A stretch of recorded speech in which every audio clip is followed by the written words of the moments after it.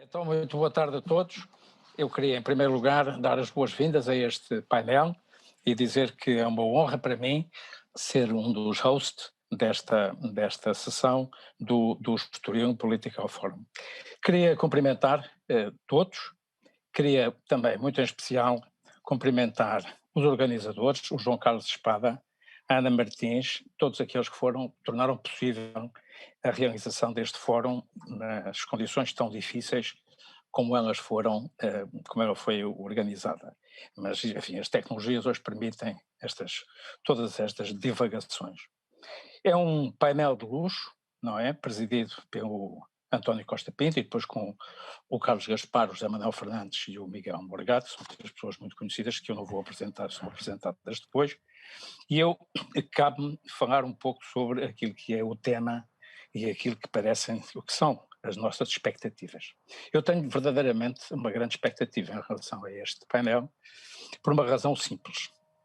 É que nós, quando olhamos para o futuro, olhamos para ele e vemos uma enorme imprevisibilidade. O que caracteriza o futuro é a sua imprevisibilidade. E, portanto, cada um dos três membros do painel vão seguramente abordar o tema de formas muito diversas, certamente algumas com sobreposições, mas certamente algumas complementares, porque nós temos questões de toda a ordem pela frente. Temos questões de ordem política, temos uma governabilidade muito ameaçada, quer aqui, quer fora. Temos questões de geoestratégia, temos as questões relacionadas com os modelos económicos, temos uma questão muito, muito central hoje em dia, que é a robustez das sociedades face às pandemias, que nós fomos desprezando ao longo de décadas e que de repente nos caíram em cima, o papel dos Estados, a questão europeia, os problemas de defesa e da segurança, os nacionalismos e os populismos, a situação aqui ao lado em Espanha, que é uma situação particularmente delicada, na minha opinião, um pouco mais delicada ainda que a nossa, embora a nossa seja muito delicada, o confronto entre os Estados Unidos e a China, de que tantos têm escrito sobre isto, alguns até que estão membros no painel, e portanto eu estou particularmente curioso em relação a este painel, porque são pessoas com formações diferentes, com orientações diferentes, mas são todos portugueses, são todos patriotas, e são tudo pessoas certamente que vão encontrar aqui algum máximo divisor comum. Não é consensos, eu não gosto dos consensos, penso que o consenso é uma coisa muito negativa, o consenso é sempre minimalista. Eu prefiro a negociação séria. E aqui estão pessoas que são capazes de dar um contributo para essa negociação séria. Quer o Sr. Presidente, quer o Dr. José Manuel Fernandes, quer o Carlos Gaspar, quer o Miguel Morgado, certamente com a sua formação, o seu saber, o seu conhecimento, o seu estudo, tudo aquilo que têm feito, vão seguramente dar aqui um grande contributo. Eu, em relação a cada um destes temas que enumerei e que saíram aqui mais ou menos ao correr da pena, há dois ou três que eu gostava de chamar a pedir um pouco mais de atenção. Eu julgo que, em termos geoestratégicos, o mundo está a atravessar um momento chave. Um momento chave porque eu há algum tempo, trocando umas mensagens com o Carlos Gaspar, que teve a gentileza de rever um dos capítulos do livro que eu escrevi recentemente, eu interrogava-me sobre quando é que a China vai ter maior capacidade de intervenção do que os Estados Unidos. Ele foi muito cuidadoso e disse: Eduardo, tenha muito cuidado com isso, porque os Estados Unidos são um grande país, com uma grande capacidade. Isto é verdade. Mas a mim preocupa-me muito aquilo que se passa hoje nos Estados Unidos. Nós parece estarmos mais perante os Estados Unidos da América do que dos Estados Unidos da América. Isto tem uma consequência para todo o mundo. E nós aqui, que somos um país não pequenino, mas intermédio, vamos seguramente sofrer muito com isto. Os Estados Unidos exportaram tudo, exportaram a Coca-Cola, exportaram os hambúrgueres o deep fried, o fish deep fried, que é péssimo, aliás, que é péssimo para o colesterol, mas estão agora também a exportar algumas ideias que me parecem particularmente perigosas. E aqui há algumas coisas que me fazem um bocadinho de confusão. Faz um bocadinho de confusão aqui em Portugal algum apoio que eu tenho visto escrito às teses do presidente Trump. Muita confusão. E gostava muito que me esclarecessem sobre qual é a vantagem de manter o presidente Trump quando as pessoas parece que vivem apavoradas com a esquerda americana. A esquerda americana é uma coisa suavíssima, é um aumento de 2,5% nos impostos daqueles que têm mais de 400 mil dólares por ano e a criar um serviço de saúde para todos. Isto aqui é a esquerda americana. Não é nacionalizar o Bank of America, nem nacionalizar o Standard Morgan. E, portanto, eu gostava muito de ter uma ideia vossa sobre isto. A outra que me parece muito importante é sobre esta questão central dos nacionalismos na Europa. Aquilo que se está a passar em Espanha, ou seja, o facto de um partido de extrema-direita aparecer a contaminar a direita, o centro-direita e a direita, digamos, moderada, a direita que se opõe à esquerda, mas que não é a extrema-direita, mas que está a ser contaminada. Em Espanha está a ser fortemente contaminada. Eu gostava também que tocassem um pouco sobre isto. Eu já gastei um pouco mais de tempo do que devia, penso eu. Estou a dizer bem, Não. já gastei um bocadinho mais. Não já? Já. Então eu vou terminar Mas e vou, perfeitamente justificado. vou pedir que vou passar a palavra ao António Costa Pinto. É o António Costa Pinto a seguir e depois é que é a Sónia Ribeiro, não é? Estou a dizer bem. Penso que é esta a ordem. Espero um bom painel. Eu estou curioso aqui. Tenho pena de não estarmos todos juntos, porque é outra. Todos juntos é mais excitante, não é? Mas aqui, pronto, olha, à distância, estamos aqui cada um sozinho na sua sala. António Costa Pinto, tem a palavra. Então, muito obrigado. Eu compenso largamente o magnífico excesso de tempo de Eduardo Marçal Grilo, que num certo sentido já traçou o desafio da agenda para este painel, visto que ao apresentar os três comunicantes ou debatedores desta sessão, eu vou ser bastante económico, porque eles são por demais conhecidos. Ou seja, quer Carlos Gaspar, enquanto especialista de Relações Internacionais, investigador do IPRI, professor no Departamento de Estudos Políticos da Universidade Nova, José Manuel Fernandes, veterano do jornalismo português e publisher, eu acho que é esta a definição correta da posição dele atualmente, e fundador do Observador, e também alguém que tem uma posição muito marcante sobre a política portuguesa, sobre os dilemas da sociedade portuguesa, da economia portuguesa, ou diremos mesmo de Portugal, e o Miguel Morgado, que para além de ser professor de teoria política no Instituto de Estudos Políticos, tem também já uma, eu não direi longa, porque ele não é velho, mas já uma bem razoável carreira política neste caso, e também sempre associada não tanto a uma carreira política marcada fundamentalmente pela ação política imediata, mas também sobre o pensar estratégico e ideológico sobre a política portuguesa e a política internacional. Portanto, eu iria direto dar a palavra ao primeiro orador, que será o Carlos Gaspar, na ordem que eu aqui tenho, pedindo-nos, evidentemente, que cumprissem no fundamental os 10 minutos que estão reservados para termos tempo para o debate. Carlos. Muito obrigado António, muito obrigado Eduardo. Era o Eduardo que devia estar aqui no meu lugar. Ele acaba de publicar um livro que tem um título magnífico, entre outras coisas, Não Tenham Medo do Futuro, e eu acho que esse é o bom mote para o nosso painel. Em qualquer caso, é o mote que eu vou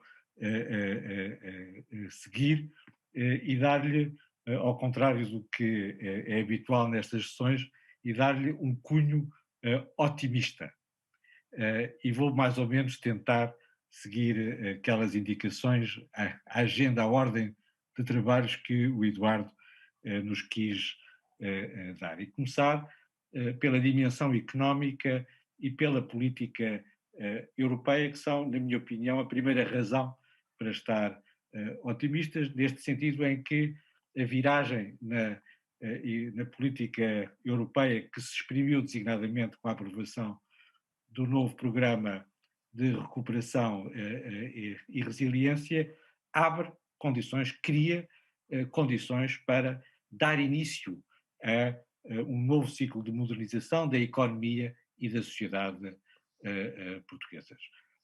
Por três razões. A primeira é porque há um consenso no sentido de gastar, de impedir por todos os meios a insolvência das empresas nacionais. Esse consenso é um consenso europeu e mesmo um consenso que existe nas economias avançadas e que levou designadamente à suspensão das regras do euro, que são um forte bloqueio, uma força de bloqueio contra os programas reformistas de modernização da economia e da sociedade. Mas mais importante é a orientação estratégica do programa europeu. A nova estratégia da soberania europeia dá prioridade sucessivamente a uma política de reindustrialização, de diversificação das cadeias de valor para quebrar uma dependência excessiva em relação à China e repatriar uma parte das capacidades industriais para a Europa e para o seu estrangeiro próprio.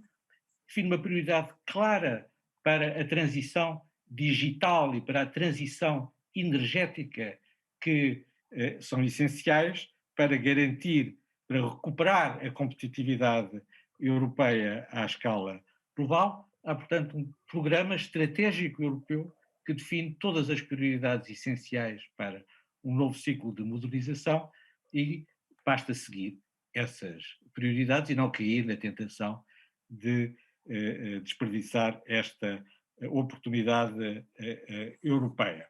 Há também, vale a pena dizer isso, para reforçar as condições para este novo ciclo de modernização,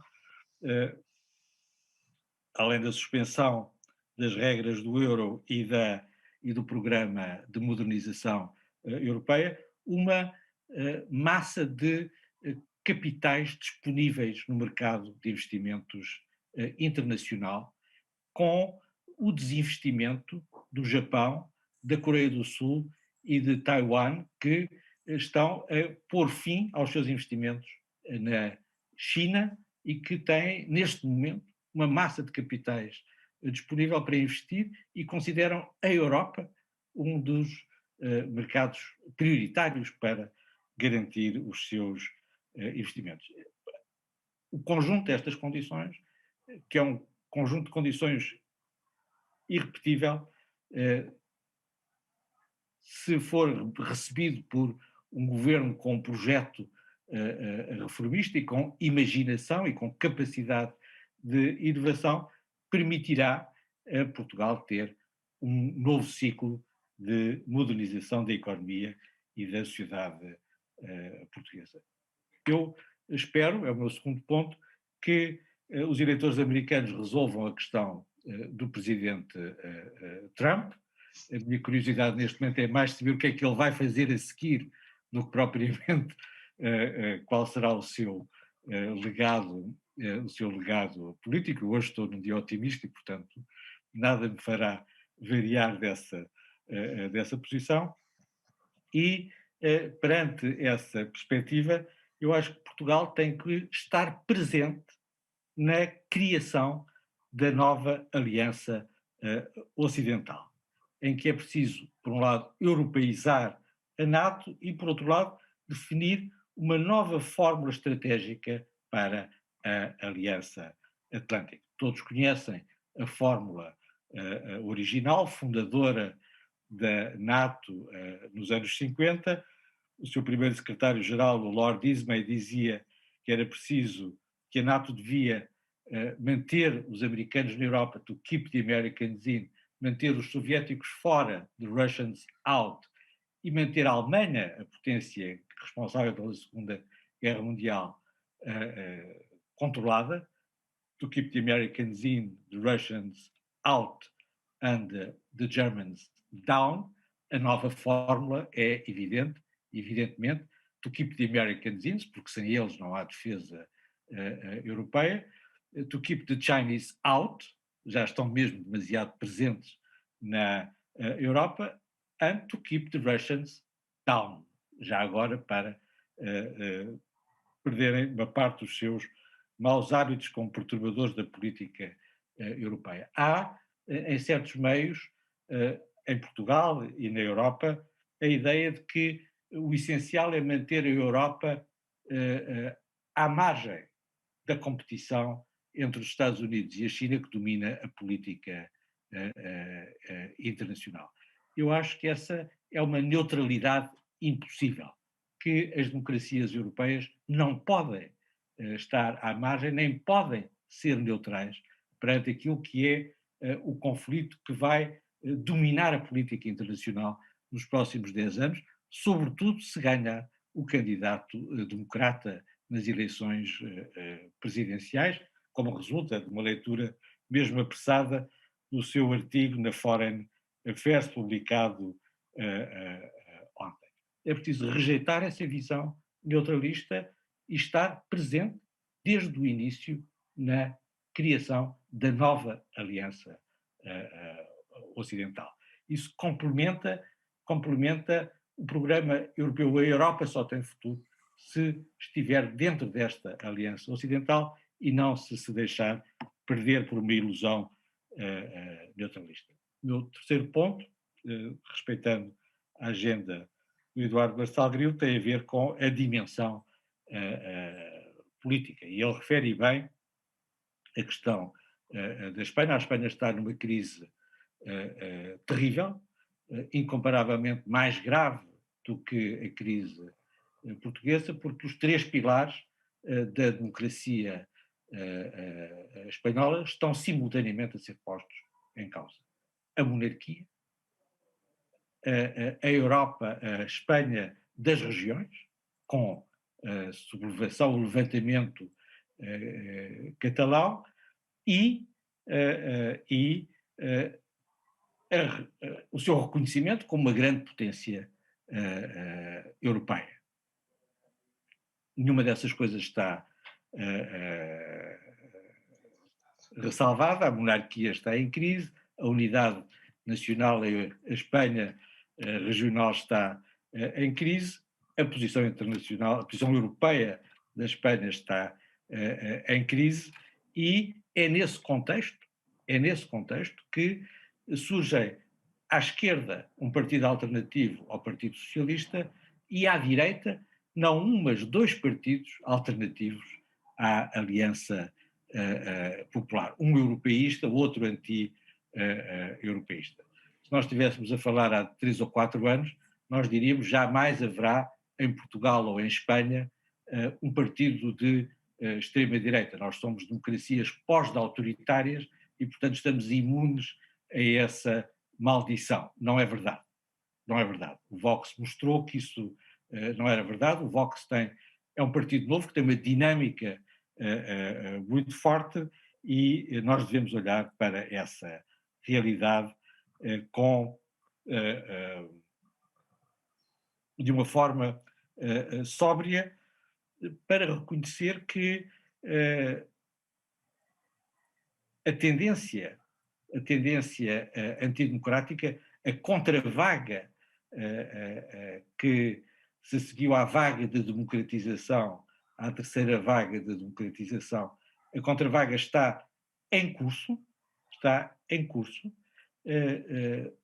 metade das democracias consolidadas está a descer nos índices da Freedom House, incluindo países importantes como a Turquia, o Brasil ou as Filipinas, incluindo países europeus como a Polónia e sobretudo a Hungria, e ninguém está imune, nenhum país, incluindo Portugal, está imune aos efeitos, às consequências, à dinâmica dessa vaga, dessa contravaga antidemocrática. Os mais otimistas acham que a epidemia do Covid-19 neutraliza os populismos. Eu acho, regressando ao meu personagem de todos os dias, o meu personagem pessimista, eu acho que, ao contrário, a crise e, sobretudo, o prolongamento da pandemia e os riscos económicos de uma crise prolongada significam que a ressurgência dos nacionalismos, dos autoritarismos e dos populismos vai dominar a política europeia nos próximos anos e vai chegar a Portugal. Muito obrigado. Muito bem, muito obrigado, Carlos. Vou dar a palavra a seguir então ao José Manuel Fernandes. Bem, muito obrigado por estar, mais uma vez estar aqui presente, pelo convite que recebi, e eu vou ter um registro um bocadinho diferente do Carlos, porque eu, ao contrário do Carlos, não estou num dia otimista, estou num dia pessimista, e aliás, um pouco de acordo com aquilo que tenho vindo a refletir nos últimos tempos, e portanto não penso que os tempos estejam particularmente gloriosos, independentemente do que possa vir a acontecer em eleições próximas. Eu queria só fazer uma nota, porque eu não gostava gostava mais de falar sobre Portugal e a situação portuguesa, mas respondendo um pouco ao desafio do Eduardo Marçal Grilo, do professor Eduardo Marçal Grilo, e independentemente das questões, das preocupações todas, eu não vou falar muito das questões genéricas globais, mas gostava de dar uma nota sobre Espanha, até porque eu hoje fiz um pequeno comentário na rádio aqui do Observador sobre Espanha. A minha preocupação principal em Espanha não se chama Vox. O Vox é um lobo, mas é um lobo fora do galinheiro. Há um lobo dentro do galinheiro que se chama Unidas Podemos, e esse está dentro do galinheiro e está a fazer já muitos estragos. Em Espanha, neste momento, há algumas leis que estão postas à discussão pública, promovidas pelo governo, um governo, para todos os efeitos, dirigido por um partido socialista, que, na minha perspectiva, colocam questões sérias relativamente ao Estado de Direito e que já levantaram problemas à Comissão Europeia e a um organismo do Conselho da Europa, que é o Estados contra a Corrupção, que tem a ver com o controle, o organismo supremo do sistema judiciário, que nomeia, entre outros, o Presidente do Supremo Tribunal, e que é agora não me lembro exatamente do nome, mas que é o Conselho Geral do Sistema Judicial, e que deixaria de ser nomeado por maioria qualificada para ser nomeado por maioria simples, o que quer dizer que ficaria sujeito à maioria política do momento, o que neste momento é a maioria política determinada pelo Unidas Podemos e por um conjunto, uma constelação de partidos que inclui, entre outros, o LBDU, que são os herdeiros da ETA. Portanto, não creio que a situação seja a maior preocupação seja o populismo do Vox, como temos um populismo agressivo já a mandar em Espanha, e temos outra questão, para mim, enfim, nem imagino uma coisa dessas para suceder em Portugal, que é uma Ministra da Justiça passar diretamente a Procuradora-Geral da República, quer dizer, é a situação em Espanha. A atual Procuradora-Geral da República passou diretamente do lugar de Ministra da Justiça para Procuradora-Geral da República. Portanto, é esta a situação de Espanha. Eu acho que não estamos muito longe de uma situação que nos preocupa muito na Polónia e na Hungria.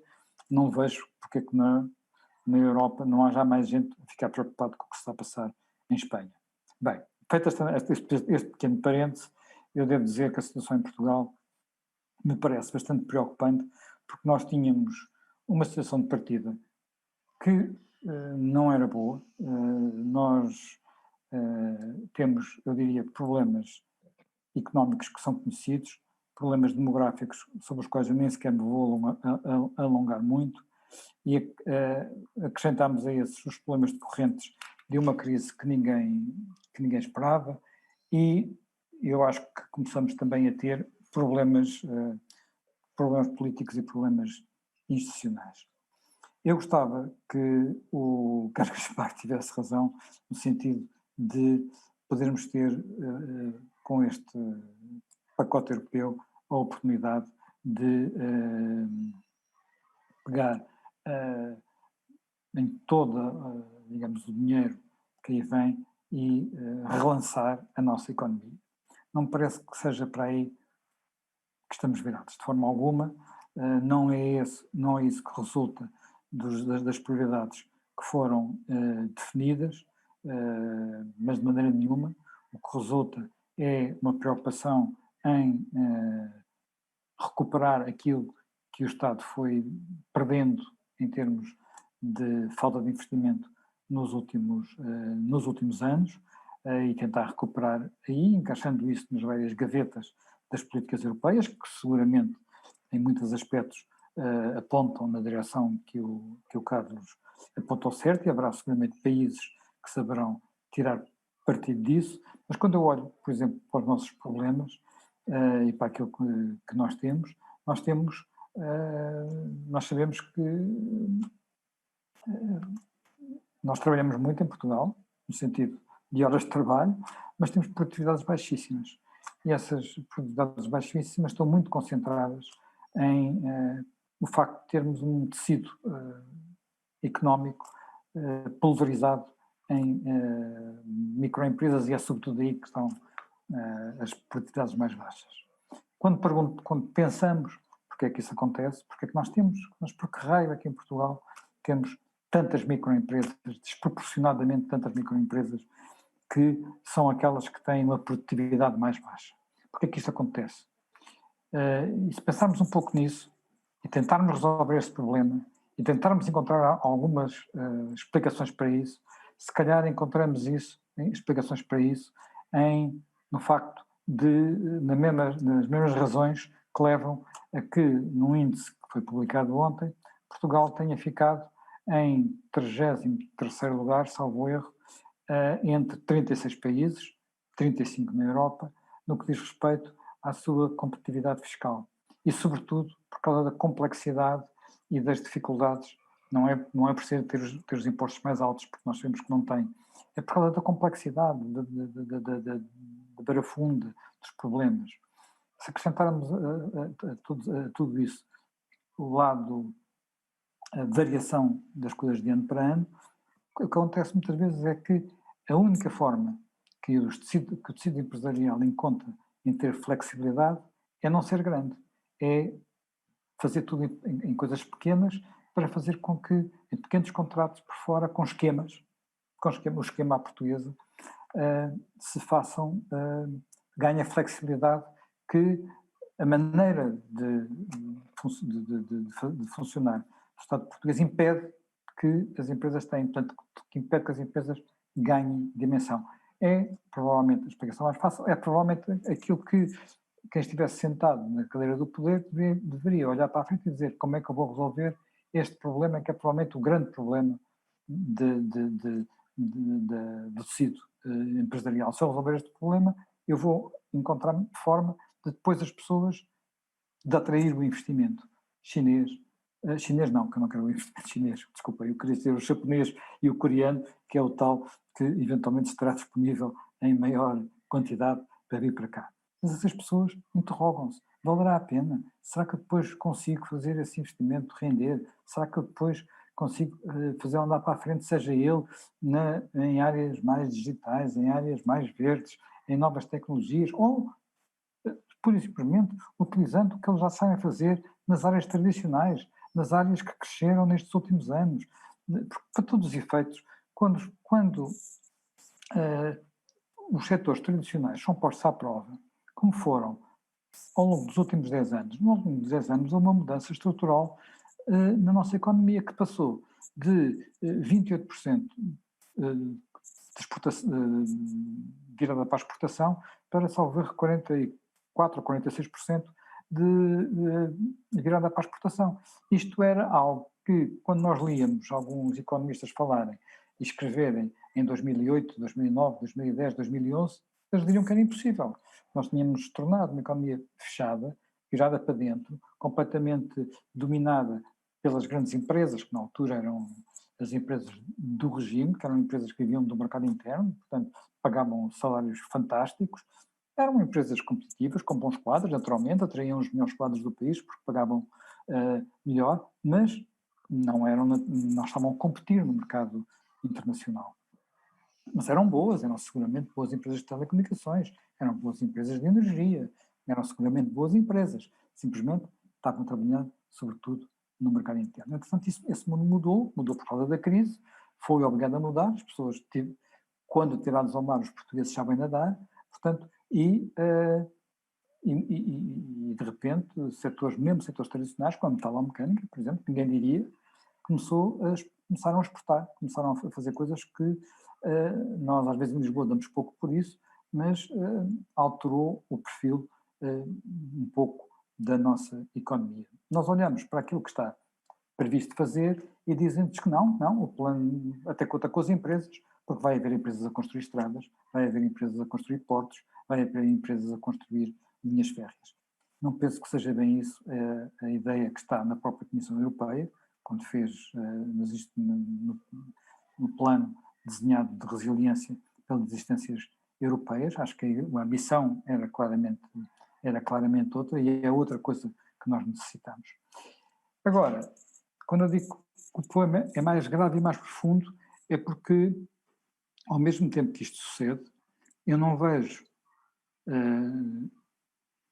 na sociedade que está envelhecida e que, em boa parte, está muito distorcida, porque nós temos uma sociedade não apenas envelhecida, como que alocou os seus recursos de forma distorcida. Portanto, no sentido em que os mais novos têm muita dificuldade em encontrar forma de progredir, inclusive em encontrar salários, já não em falar de encontrar casa, enquanto os mais velhos têm esses direitos garantidos e asseguram que ninguém os tira, porque são eles que maioritariamente votam e votam de forma a que isso não seja posto em causa. Portanto, e isso está garantido, está bloqueado. E sabemos que quando quando há um choque a esta realidade, o país não manda, as coisas são postas em causa e as coisas ficam assim. Por outro lado, naturalmente, em função disso, o próprio sistema político recebeu alguns abalos, mas não me parece que vá mudar muito. Portanto, nós não tivemos de forma nenhuma grandes alterações e grandes impulsos reformistas. Portanto, olhamos para aquilo que, por exemplo, tem sido a negociação do Orçamento de Estado deste ano e não há, enfim, é a coisa menos reformista que é possível imaginar. Portanto, enfim, mesmo que a negociação, em vez de estar a ser feita à esquerda, como está a ser feita, fosse feita à direita, não creio que houvesse ali, de forma alguma, uma intenção de procurar olhar para os bloqueios da sociedade portuguesa e encontrar soluções reformistas no sentido que de dizer os bloqueios estão aqui, vamos tentar ver como é que a gente os desbloqueia. Portanto, além disso, eu julgo que tivemos, nos últimos tempos, alguns sinais. Esses sinais, enfim, já é uma leitura minha mais política, de que também nós, em quadro de pandemia, em quadro de aflição, quando chega a defender valores fundamentais que têm a ver com questões de liberdade, não somos os mais afoitos, a não ser de repente por causa de uma aplicação, mas a aplicação era o detalhe. Em outras questões fundamentais nunca o fomos, não temos sido, o que a mim não me surpreende muito, para ser franco, porque para todos os efeitos a verdade é que a nossa história do último século nos últimos 100 anos, não foi nos últimos 50 anos, nos últimos 100 anos, não foi demasiado gloriosa no que diz respeito a esse aspecto. Houve bons momentos, momentos bonitos, mas houve também momentos de grande, digamos, passividade da sociedade portuguesa relativamente àquilo que é ser. E, portanto, eu diria que eu receio sinceramente, que aquilo que parecia estar escrito nos astros, que era que em 2025, o que aconteceu nos últimos 4 anos, 3 ou 4 anos, que foi nós nos últimos 3 ou 4 anos, na posição relativa na Europa, fomos ultrapassados por 3 países, portanto, e em 2025 seríamos ultrapassados por outros 3, portanto, que seriam a Letónia, a Hungria e a Polónia. Com a pandemia, provavelmente não vamos ter que esperar para 2025 para isso acontecer, em termos de poder de compra em paridade em BPS, como se costuma dizer. Portanto, não estou muito otimista no que respeita à nossa evolução e continuo a ver, infelizmente, as coisas muito bloqueadas e muita gente a procurar, só não procura mais neste momento por causa das razões da pandemia, a procurar a imigração como saída para coisas às vezes tão simples como ter um emprego que vá além de 1.000 euros por mês. Obrigado. Zé Manel, dou a palavra ao Miguel Morgado. Olá a todos, boa tarde. Bem, também queria começar por dizer que é naturalmente um prazer e uma honra estar neste painel cheio de amigos, de pessoas que eu admiro e respeito, e a vantagem de falar em último lugar, bem, tem desvantagens, porque muitos também já, enfim, as 2 intervenções anteriores também, não, as 2 intervenções anteriores, na verdade as 3 intervenções anteriores, cobriram para aí metade do que eu ia dizer, mas também me deram boas ideias para eu substituir aquilo que eu ia dizer por coisas diferentes. Quero começar pelo mote dado pelo professor Marçal Grilo. Depois o professor Carlos Gaspar informou-nos qual era o título do livro dele, do professor Marçal Grilo, Não Tenham Medo do Futuro. Eu também acho que não podemos ter medo do futuro, mas parece-me que as razões para o meu, se quiserem chamar assim, pessimismo, aí partilharia a posição genérica do José Manuel Fernandes, seria pela razão simples de que no diagnóstico que eu faço, Portugal deixou de desejar o seu futuro. É claro que nós só podemos desejar aquilo de que não temos medo, por isso é que eu acho que nós temos de deixar de ter medo do futuro para voltar a desejá-lo. Deixar de desejar o futuro é o maior sintoma de perda de vitalidade histórica que um povo pode manifestar. E isso leva-me a situar agora a questão em termos menos abstratos, termos mais concretos, para dizer-vos aquilo que me parece, a minha opinião sobre a conjuntura atual. A pandemia apanhou Portugal num ponto de máxima vulnerabilidade. E pior do que isso, apanhou-nos nesse ponto de máxima vulnerabilidade perante um país e um sistema político e uma estrutura das nossas elites, das nossas ditas elites, na total inconsciência dessa vulnerabilidade. Quer dizer, as nossas elites e o próprio sistema político acreditaram na mentira que o sistema político contou a si próprio. De que, na verdade, tinha havido aqui um conjunto de acidentes, a falência de 2011, a Troika, mas que, enfim, as coisas mais ou menos reencaminhadas estariam agora a percorrer um trilho de sucesso. Foi patrocinado ao mais alto nível por várias figuras, não foi por uma ou por duas, mas por várias figuras importantes, com autoridade, para decidir, no fundo, qual é a consciência pública que os portugueses fazem de si mesmos. Eu acho que isso é muito pernicioso, até porque não há falta de causas para estarmos insatisfeitos com o que aconteceu até agora. Reparem, com o que nós já sabemos, mais ou menos garantido a partir das previsões económicas na sequência da crise provocada pela pandemia, temos a certeza que até 2024, portanto, podemos dizer que nos últimos 25 anos a economia portuguesa não cresceu. Não cresceu. Nos últimos 25 anos a economia portuguesa esteve em divergência com o resto da Europa, que era o grande desígnio, se os mais velhos recordar-se-ão, era o grande desígnio da democracia portuguesa a partir de 1985, ou 86, 1 de janeiro de 86, quando aderimos à Comunidade Económica Europeia, era a convergência que estava em curso. Que nos anos 80 e no início dos anos 90 esteve em curso.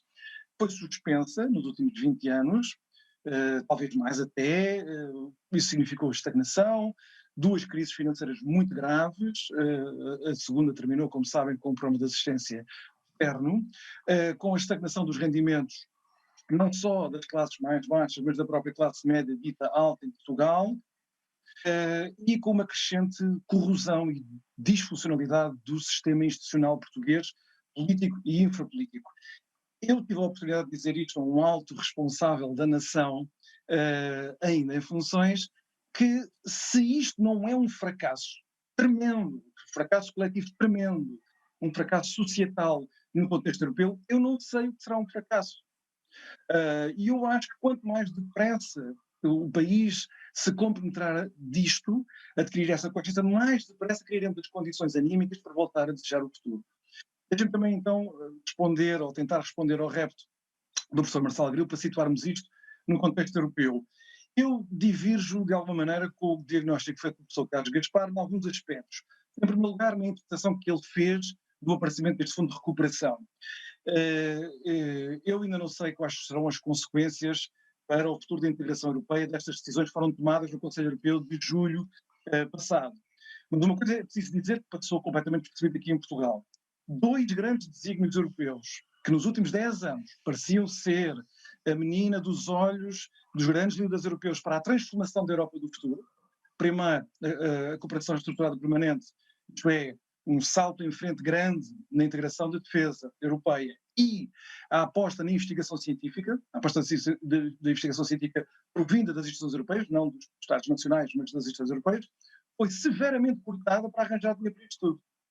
Portanto, a Europa teve estes grandes desígnios, estes grandes projetos. Eu estive politicamente envolvido na questão em Portugal e ao nível do Partido Popular Europeu, quando se lembraram de levar por diante esta coisa da cooperação estruturada permanente. Eu lembro-me o que os discursos oficiais em Portugal e na Europa, Macron, Merkel, na altura Jean-Claude Juncker, Presidente da Comissão Europeia, o que foi dito sobre a necessidade de levar por diante a PESCO, ou a cooperação estruturada permanente, era um desígnio inalterável, sem o qual a Europa seria devorada por uma América que nos abandonou e por uma China expansionista.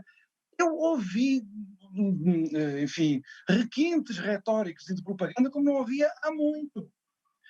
Isso durou 2 anos. Esse sonho europeu durou 2 anos. Os orçamentos para os vários projetos agregados à cooperação estruturada permanente foram drasticamente cortados agora no Conselho Europeu de julho. Os europeus não se preocuparam particularmente com isso. Portanto, a interpretação que eu faço do aparecimento destes dinheiros, do chamado Fundo de Recuperação, no contexto da pandemia, é um outro completamente diferente, que nos torna muito mais pessimistas. Era este contexto que eu queria propor como hipótese. Isto foi para salvar a Europa do Sul. A Europa do Sul tornou-se um problema gravíssimo no contexto europeu. Durante muito tempo nós pensámos que a Europa ia ter dificuldade em absorver as economias do leste. A consequência do socialismo, do empobrecimento, por terem um passado tão prolongado de instituições, enfim, monopolizadas pelo Partido Comunista, com polícias secretas, perseguição, níveis de confiança interpessoal muito baixo, toda a gente sabe isso, não é? E que, enfim, toda a gente mais ou menos antecipou que ia ser duro o caminho de transição de todas aquelas democracias. Chegados a 2020, nós podemos tirar uma conclusão sobre o que aconteceu a leste. Do ponto de vista político, ainda há muito trabalho por fazer, e nós vemos os exemplos, não é só da Polónia e da Hungria, esses são os que, por razões, enfim, políticas, estão mais na berlinda, mas há problemas muito sérios na Roménia, há problemas muito sérios na Bulgária, do ponto de vista institucional, do ponto de vista dos valores do Estado de Direito, etc. Já falaremos sobre os problemas gravíssimos do Estado de Direito aqui também no sul da Europa, mas queria só dizer-vos que, do ponto de vista económico e da convergência económica e social, o percurso das novas democracias deve ter sido um sucesso que se calhar nunca ninguém antecipou. E, portanto, deixou de se constituir um problema enquanto tal, desse ponto de vista. Do ponto de vista económico e social, que é um aspecto importante, não é? Do ponto de vista político e institucional ainda não, mas pelo menos metade do problema para a Europa, do ponto de vista europeu, está mais ou menos resolvido a leste. O que aconteceu com a Europa do Sul foi exatamente o contrário. É que a Europa do Sul, sobretudo a partir da introdução do euro, agora não vou discutir se é uma correlação, se é uma coincidência, se é uma relação de causa e efeito, não temos tempo para fazer essa discussão, mas a realidade é que a Europa do Sul tornou-se um problema muito grave do ponto de vista económico. Vocês vejam o impacto económico da crise da pandemia. O impacto é muito assimétrico, ao contrário do que se dizia no início, o impacto é muito assimétrico, tanto em 2020 como nos anos posteriores, isto é, são os países da orla mediterrânica, os europeus naturalmente, da orla mediterrânica, que vão sofrer mais economicamente de uma maneira incomparável com os outros países, incluindo os países do leste. Portanto, agora que eu estou aqui a falar não é só Portugal, Espanha já foi mencionada, mas também a Itália, a Grécia, e vejam, este dado interessante, o único país das economias de leste, das recentes democracias, digamos assim, do leste da Europa, que apresenta sérias dificuldades económicas que eram anteriores à pandemia e que agora se agravam, é precisamente o único país da ordem, enfim, não é o único também da Eslovénia, mas o país da ordem mediterrânica que pertence às novas democracias do leste, que é a Croácia. Há aqui uma espécie de maldição do Mediterrâneo difícil de compreender, mas dizia eu então que nós temos um problema muito grave de divergência económica e temos um problema crescente de disfuncionalidade política em todas essas democracias do Sul. Não eram as tais democracias preocupantes que eram as que vinham do comunismo. Portanto, nós temos essas dificuldades institucionais e políticas por um lado, de sistemas políticos que parece que estão a enquistar em maus equilíbrios, em que todos os atores são demasiado impotentes para poderem fazer reformas importantes, para fazerem alimentar o desejo pelo futuro de que eu falava há bocadinho, mas não são tão impotentes ao ponto de não poderem causar estragos como estão a causar. Nós temos este problema de contexto que é muito grave. Há pouco também o Sr. Marcelo Grilo lançava-nos o desafio de comentar isto à luz dos grandes acontecimentos geopolíticos. Eu só queria fazer este apontamento. Nós estamos a assistir, se calhar, à consumação, ao ponto final do predomínio da Europa sobre o mundo nos últimos 500 anos. E já não era, em rigor, já não era verdade há 30 ou 40 anos, a América ocupou esse lugar, mas vamos chamar a América uma espécie de extensão, uma extensão caricatural do que seria essa civilização europeia e do domínio que a Europa teve sobre o mundo, bem, enfim, pelo menos desde o final do século XVII. Exatamente desde o final do século XVII.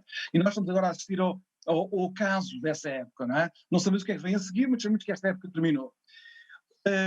A questão que para mim torna a situação portuguesa mais dolorosa de analisar é que parece-me que desta massa continental e social que é a Europa, precisamente a parte mais vulnerável é a parte onde nós estamos, onde nós portugueses estamos, onde o país, Portugal, o Estado português está, que é justamente a Europa do Sul. Há países, sociedades, economias europeias que se estão a ajustar muito bem a esta transição, a este período de transição. Os países que estão a ajustar muito mal este período de transição são precisamente os países do Sul. Isso tem que me levar a pensar porque é assim. Agora deixe-me só começar os meus últimos minutos sobre Portugal mais uma abordagem mais circunscrita. José Manuel Fernandes fez aqui alusão a coisas que eu também queria, enfim, também queria chamar à colação. Deixe-me voltar rapidamente a esta questão dos fundos europeus. Nós aderimos às comunidades europeias há 35 anos, há mais de 35 anos. Há 35 anos que recebemos fundos europeus. Portugal não foi o único país, evidentemente, mas Portugal recebeu 1 tonelada de dinheiro durante 35 anos. Não foi durante 5 anos, não foi durante 10, foi durante 35 anos.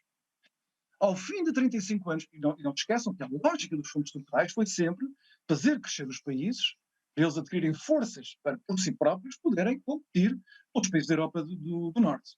Isto é, irem gradualmente libertando-se da primeira dependência dos fundos. Como nós vimos no debate que precedeu, no debate político português, que precedeu o tal Conselho Europeu de Julho, onde foi decidida finalmente a história do Fundo de Recuperação, Portugal está tão dependente dos fundos europeus como estava em 1987, quando começou a receber os primeiros dinheiros. Tão dependente, sem qualquer diferença.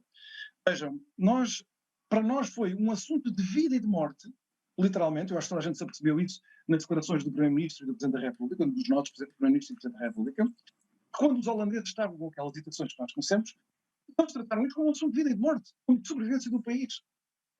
Eu lamento, mas já não era suposto, porque nós estamos nisso há 35 anos.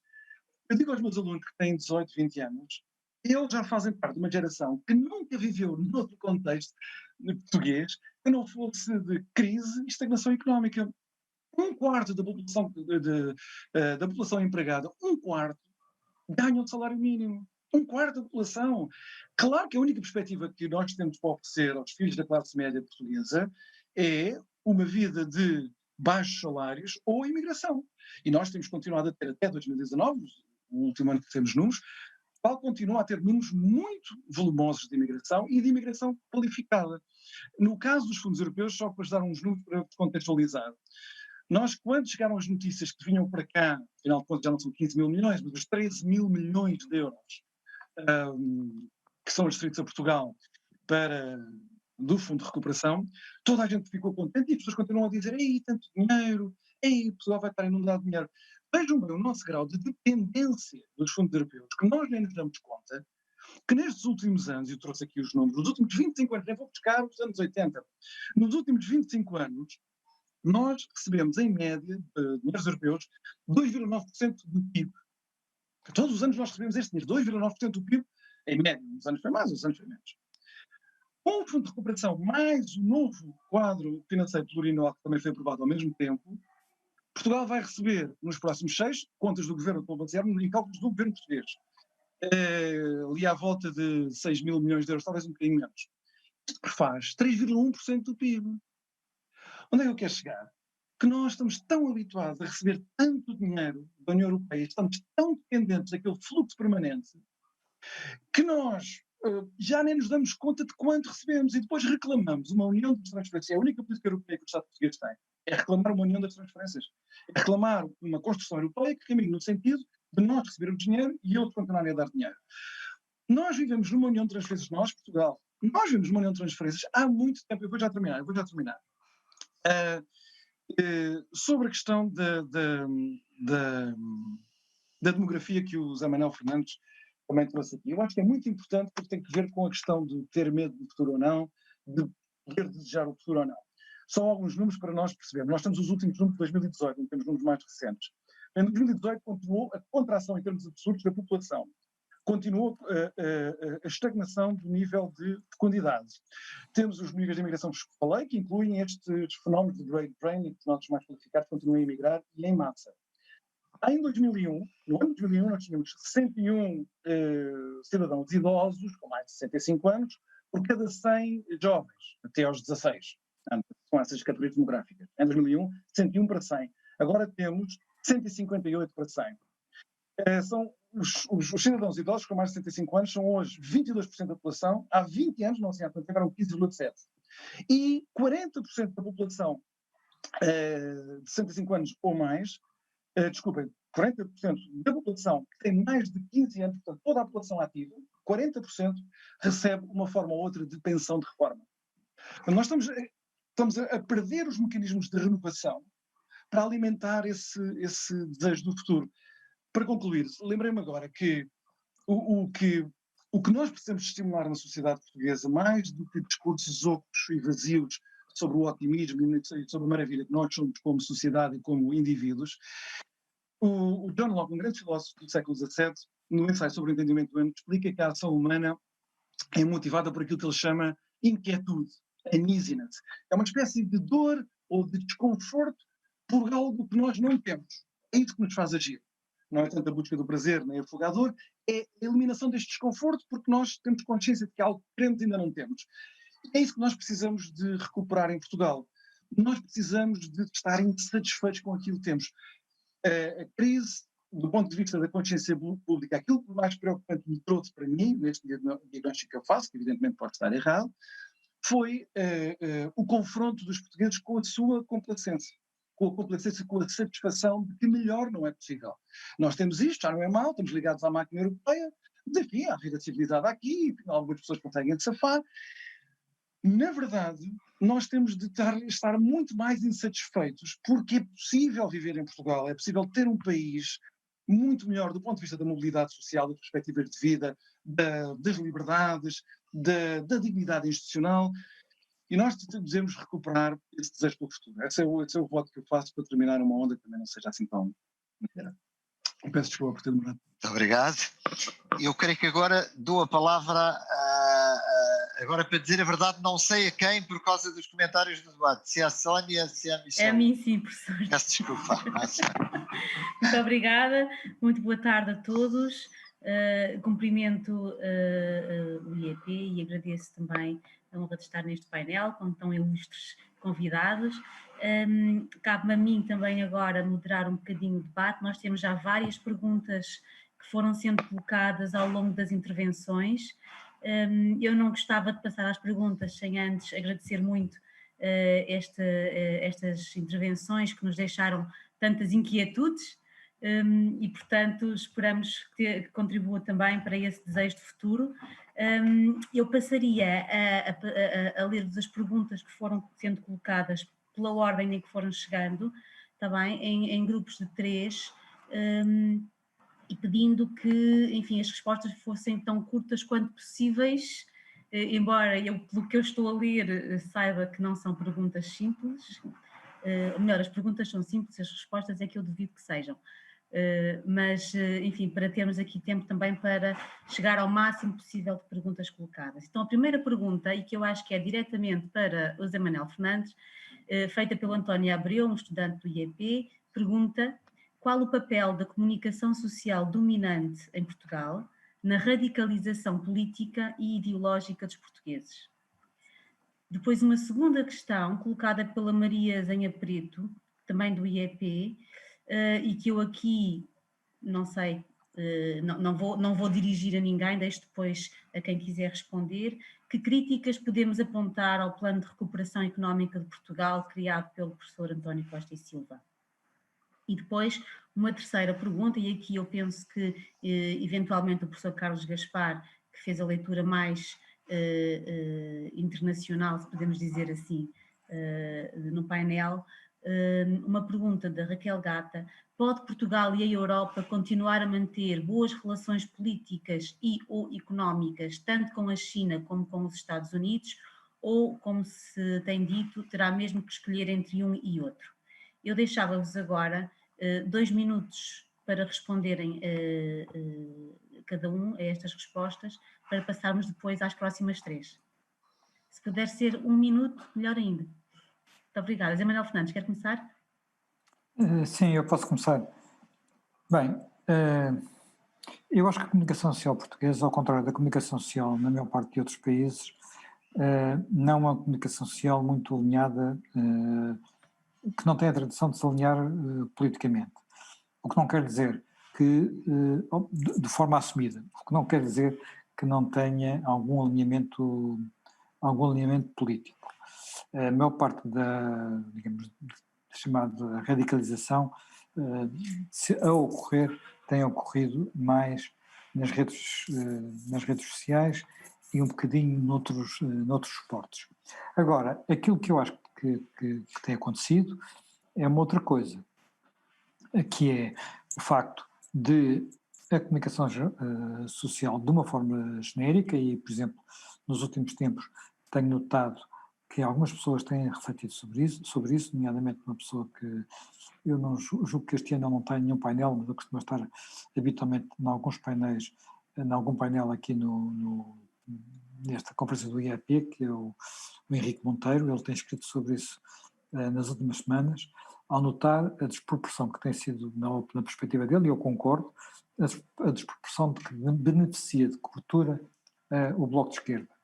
E isso, eu acho que, eu também tenho às vezes dito que se o Bloco de Esquerda beneficiasse, se o corpo eleitoral português fosse constituído apenas pelos jornalistas, o Bloco de Esquerda estaria seguramente, seria mesmo do governo, não diria maioritário, mas teria seguramente uma representação que não seria apenas 10%, porque tem tido historicamente uma presença mediática bastante superior à sua representação, por contraposição, por exemplo, com o PCP, que tradicionalmente, enfim, para falar de uma área política parecida, é muito subrepresentado nos jornais, no que diz respeito à reflexão não apenas naquilo que é o aparecimento dos seus dirigentes, mas naquilo que é a representação da sua cultura política, da sua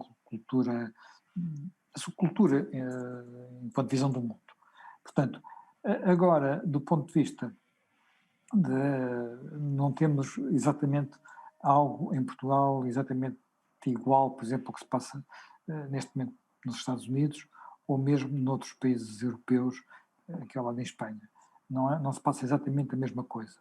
Não quer dizer que o facto de haver setores de opinião que são muito ausentes da comunicação social mainstream não acabe por ter o reflexo perverso de fazer com que esses setores acabem por refugiar-se nas redes sociais, sem mediação, e isso contribua para a radicalização, porque deixa de haver mediação, para a radicalização de alguns setores da opinião pública. Muito obrigada. Professor Carlos Gaspar, quer comentar? Obrigado. Eu espero que Portugal e os países europeus e também os Estados Unidos tenham boas relações com a República Popular da China, mas há escolhas a fazer. Há escolhas a fazer que não são sempre fáceis, não apenas no domínio estratégico e no domínio político, mas também, e de uma forma muito premente, no domínio tecnológico, uma vez que uma parte importante da competição entre os Estados Unidos e a China tem a ver com esse domínio, com a criação de esferas de influência tecnológicas e, obviamente, é difícil, por todas as razões, designadamente questões de segurança, pertencer a uma esfera tecnológica que não coincide com a esfera estratégica em que um país está inserido. Isso é verdade para Portugal, é verdade para a maior parte dos países europeus,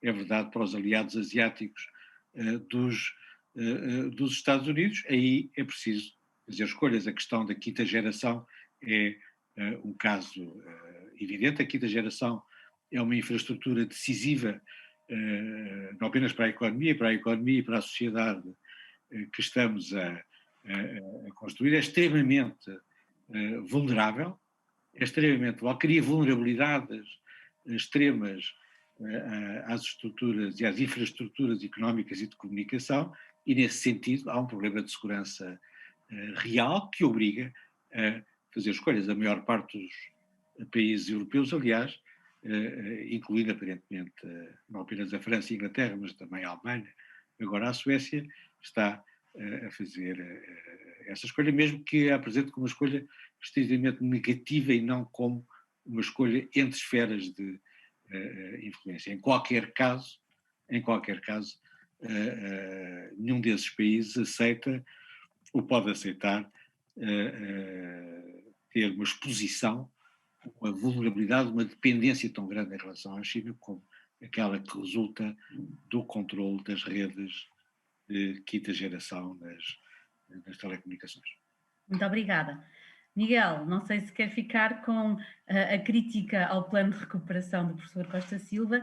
Eu, se calhar, por razões de tempo, pedia-te que fizesse qual era, assim, a maior crítica ou uma suficientemente, pronto, que tu elegesses, só para não estarmos aqui,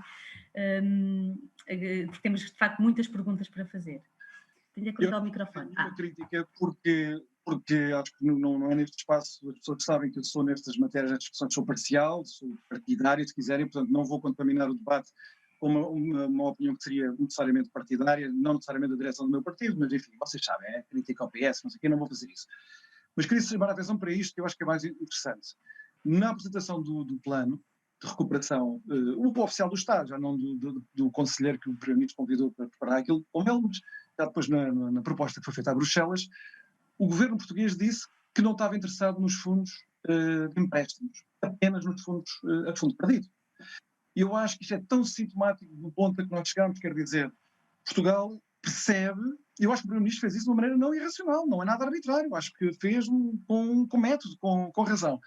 Mas diz muito do ponto de estagnação a que nós chegamos. Nós sabemos que não somos capazes de remunerar empréstimos que façamos para fazer investimentos, mesmo com taxas de juro baixíssimas, quase nulas. Mesmo assim nós achamos que não somos capazes de remunerar investimentos, que os investimentos não são suficientemente produtivos, por isso nós só fizemos o fundo perdido. Muito obrigada. Eu vou passar então a mais uma ronda de questões. Uma do Miguel Figueiredo, estudante na Universidade Católica, que diz: hoje o debate político em Portugal divide-se entre liberalismo e socialismo. Porque, neste contexto, porque é que a iniciativa liberal não tem mais expressão eleitoral? O João Freitas, da Universidade Nova, pergunta quanto temos de esperar até que um estadista português levante questões morais relativamente à China, como Johnson, Raab e Gove. E por fim, uma questão, e aqui mais uma vez é dirigida ao Zé Manuel Fernandes, uma questão da Inês Gregório, Teaching Assistant no IEP, que diz, há 9 anos, relembrou-me o Facebook, José Manuel Fernandes compartilhou no Facebook carta a um filho sobre estes dias que correm, em que fazia precisamente o retrato de Portugal como fez agora. Os jovens escolhidos pela geração dos direitos adquiridos, que não deixa espaço para lá chegar, passaram 10 anos e os jovens continuam a precisar de emigrar para ganhar mais de 1.000 euros. Como é possível manter alguma esperança num futuro melhor? O que é que teria de mudar para que daqui a 10 anos o discurso não seja exatamente igual? Não sei se querem começar pela questão do debate entre o liberalismo e o socialismo, ou as questões morais, ou então José Manuel Fernandes, se calhar começávamos outra vez por si.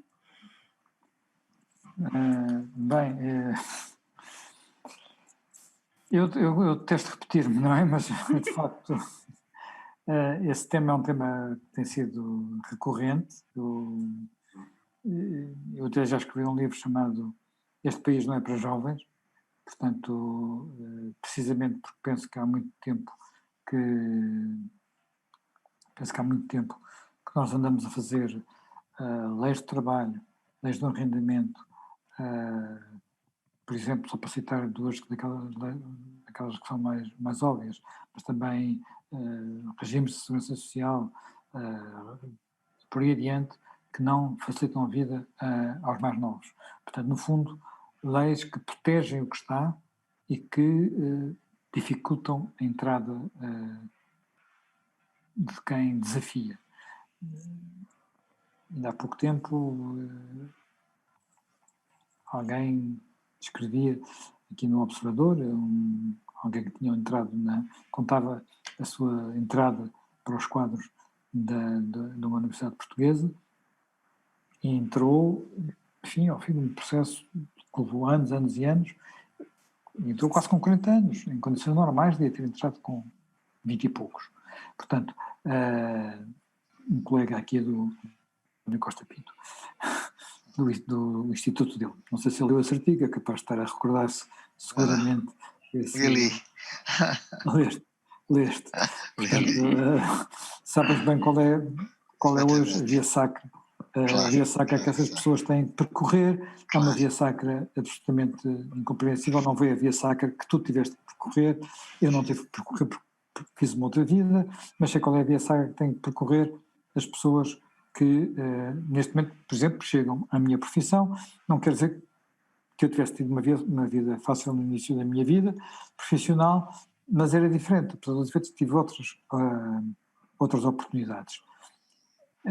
É muito difícil que um mundo em que nós, como eu referi há pouco, em que a forma que se encontra para superar a teia de leis que nós fomos criando é encontrar esquemas, seja um mundo fácil para quem entra nele. Portanto, porque quem entra nele, por definição, não conhece os cantos à casa, portanto, não conhece o esquema, não sabe como é que há de fazer. E, portanto, tem dificuldade em fazer isso. E, portanto, ou das duas uma. E é isso que acontece por sistema. Ou tem um padrinho, portanto, tem alguém que lhe ajuda a fazer o caminho, ou então, não, pura e simplesmente, não consegue muitas vezes progredir. Portanto, isto infelizmente tem-se agravado, e tem-se agravado de forma grave. Nós, inclusive, algumas coisas que nós tínhamos dado passos importantes nos primeiros anos da nossa democracia, pioraram. Portanto, nós conseguimos o prodígio, chamemos assim, entre aspas, de termos expulso daqueles que tinham alguma, nem era propriamente liberdade de escolha, mas tinham alguma possibilidade de escolher entre as escolas públicas e das escolas privadas, através dos contratos de associação, alunos que não tinham forma de escolher porque não tinham meios económicos para isso, através do fim dos contratos de associação. Conseguimos assim expulsar, salvo erro, 4 mil alunos nos últimos anos, mas não matámos as escolas privadas, porque, entretanto, com isso, as escolas privadas reinventaram-se, têm praticamente o mesmo número de alunos, até se calhar um bocadinho mais, mas esses alunos são de famílias que têm dinheiro. Os alunos das famílias sem dinheiro estão a ir para as escolas públicas que, entretanto, porque não houve investimento, muitas delas estão piores, estão com professores mais velhos, porque não houve renovação dos quadros. Portanto, o elevador social provavelmente está a funcionar ainda pior do que estava há 4 anos atrás. Portanto, nós olhamos para isto e eu, se calhar, daqui a 10 anos, se ainda continuar a escrever artigos, vou escrever um artigo ainda mais pessimista. Isto desespera-me, porque isto é culpa da minha geração. Custa-me dizer, mas isto é culpa da minha geração, por isso é que eu escrevi aquela carta ao meu filho quase a pedir desculpa, isto é culpa da minha geração. A minha geração nisto foi muito egoísta, não há nada a dizer, não falhou. Obrigada, Zé Manuel, também por isso e por esta reflexão. Eu vou, se calhar, passar ao mais otimista do painel. Para contrabalançar, tem que ser. Para contrabalançar. Professor Carlos Gaspar, quer dizer alguma coisa também, agora já como quase nota final, uma vez que estamos mesmo no limite do tempo do painel, se calhar, enfim, em jeito de wrap-up. Não, queria só falar sobre as questões morais em relação à China. Para fazer um wrap-up, queria só dizer ao Dr. Miguel Morgado: prefiro a teoria da adversidade à teoria do desassossego. Mas isso é provavelmente porque eu tive uma vida diferente da que ele teve. As questões morais em relação à China é um tema interessante, mas eu julgo que nós devemos ter a consciência e assumir que o princípio de racionalidade na política externa é a defesa do interesse nacional e que não há moralidade na política externa para além da defesa do interesse nacional, mesmo que isso custe aos melhores espíritos liberais. Muito obrigado. Muito obrigada. Miguel, pedia-te também com algum poder de síntese, porque ainda voltamos a ter o professor Eduardo Marçal Grilo, estava com algumas dificuldades técnicas, mas eu gostava ainda eu queria depois fazer uma pequenina nota. Sim, por isso estava a perguntar só, Miguel, se quiseres dizer ainda a tua intervenção também final no painel, para depois então fecharmos, agradecia-te. Sobre a China, só ia dizer isto. Eu sempre fui favorável, já antes da pandemia a que fossem criadas, passo o eufemismo, zonas de redundâncias para minimizar a dependência que não era exatamente Portugal, mas enfim, a Europa e a América do Norte estavam a desenvolver relativamente à China em áreas precisamente que fossem estratégicas. Mas é preciso também dizer isto tem custos para toda a gente. A começar por nós, tem custos para países como Portugal, como a Europa. Não vale a pena estarmos aqui a alimentar esta ideia de que não, isto vai prometer muitas coisas boas para nós levarmos a cabo esta estratégia de reindustrialização, que ninguém sabe ainda bem como é que isso é, que alguns líderes europeus estão a propor. Isso tem custos, ou seja, esta diversificação das cadeias de valor que nós queremos levar a cabo agora, para contrapor a um desenvolvimento que as forças de mercado, no fundo, conseguiram estruturar essas cadeias de valor nos últimos 30 anos, essas forças de mercado tinham uma racionalidade própria, e essa racionalidade era preços mais baixos, tecnologias que fluíam mais rapidamente. Ao apostarmos com isso, teremos os efeitos contrários. Acho que é preciso ter consciência desse preço a pagar.